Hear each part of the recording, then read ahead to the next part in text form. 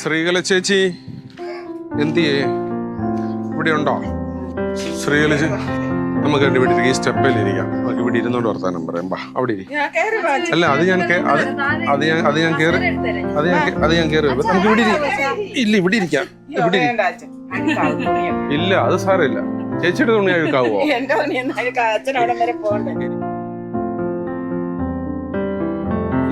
ചികിത്സിച്ചു കഴിഞ്ഞപ്പോ സർജറി ഒക്കെ കഴിഞ്ഞപ്പോ നല്ല മിടുക്കിയായില്ലേ? അല്ലേ? അവിടെ ഏത് മാസമായിരുന്നു അമ്മ വന്നത്? ഏത് മാസമായിരുന്നു? സെപ്റ്റംബറിൽ ആദ്യമായിട്ട് മാർച്ചിലാ വന്ന്, അല്ല മെയ്യിലാ വന്ന്. 2024 ഇല്ല മെയ്യിലാ നമ്മളാ ട്രീറ്റ്മെന്റ് തുടങ്ങിയത്. ചെക്കപ്പ് ആദ്യം വന്നല്ലേ? എന്നിട്ട് നമ്മളവിടെ താമസിച്ചത് ഏത് മാസമായിരിക്കും? സെപ്റ്റംബറിലാണ്.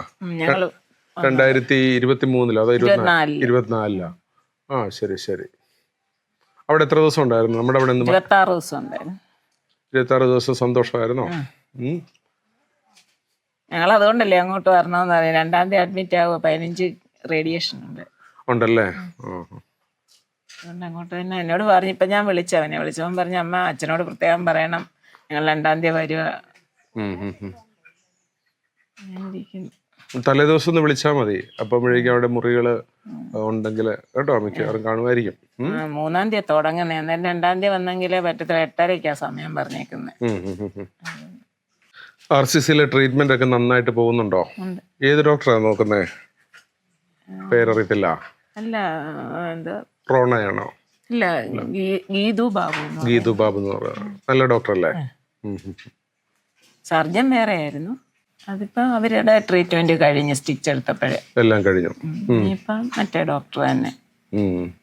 എന്നാലും എനിക്ക് പെട്ടെന്ന് ഇങ്ങനെ ഈ തൊഴിലുറപ്പിനെ പോകുന്ന കേട്ടപ്പോ എനിക്ക് ഭയങ്കര അത്ഭുതം തോന്നി കേട്ടോ. എന്നോട് ഇവരൊക്കെ പറഞ്ഞു റേഡിയേഷൻ കഴിഞ്ഞിട്ട് പോയാൽ മതിയെന്ന് പറഞ്ഞു. ഞാൻ പറഞ്ഞു എനിക്ക് കുഴപ്പമൊന്നുമില്ല, അവരൊന്നും ചെയ്യിക്കത്തില്ല, അവിടെ ചെന്നിരുന്നാ മതിയെന്ന്.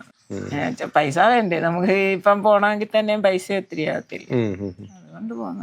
2 പ്രാവശ്യം പോയി. രോഹിത് മോനാണോ? ഒരു മോനേ ഉള്ളോ? മകളോ? മകളൊന്നുമില്ല, ഒറ്റ മോനേ ഉള്ളൂ. രോഹിതിന്റെ വിവാഹമൊക്കെ കഴിഞ്ഞോ? ഇല്ല, അങ്ങോട്ട് ആകുന്നില്ല. 2016 ആദ്യം അല്ലേ? 2016 ജൂണിലാണ്. അവിടെ 5 എൻഡോസ്കോപ്പി ചെയ്ത് ബാൻഡേജ് ഇട്ടതാ. ആണോ? വിലിവേശി ഒരു പ്രാവശ്യം. അപ്പൊ ആദ്യം അച്ഛനാണ് തുടങ്ങിയത്, പിന്നാണ് അമ്മയ്ക്ക് അല്ലേ? എന്റെ എന്താണെന്നറിയാൻ പറ്റായിരുന്നു. ആണോ? നമുക്ക് ആരോഗ്യ ഇൻഷുറൻസ് വേറെ ഒന്നും എടുക്കത്തില്ല, പ്രൈവറ്റ് ആശുപത്രിയായിരുന്നു.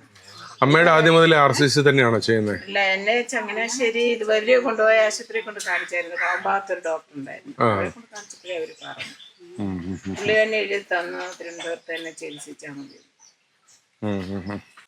രോഹിത് വരുമ്പോ അന്വേഷണം കൊടുക്കണം കേട്ടോ. അപ്പോൾ ഞങ്ങൾ പതുക്കെ ഒന്ന് ഇറങ്ങിക്കോട്ടെ.